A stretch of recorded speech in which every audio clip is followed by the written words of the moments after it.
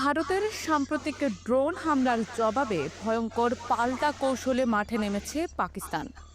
বৃহস্পতিবার রাতভর পাকিস্তান জম্মু কাশ্মীর, পাঞ্জাব ও গুজরাটের বেশ কিছু সামরিক স্থাপনায় এই হামলা চালায় পাক বাহিনী।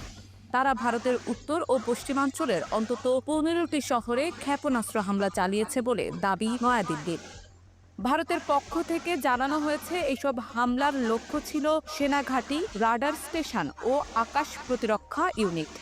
যদিও হতাহতের নির্ভরযোগ্য তথ্য এখনও সরকারিভাবে প্রকাশ করা হয়নি, তবে পরিস্থিতি দিন দিন জটিল হয়ে উঠছে।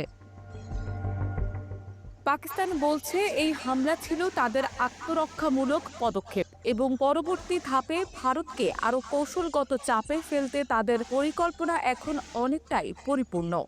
পাকিস্তান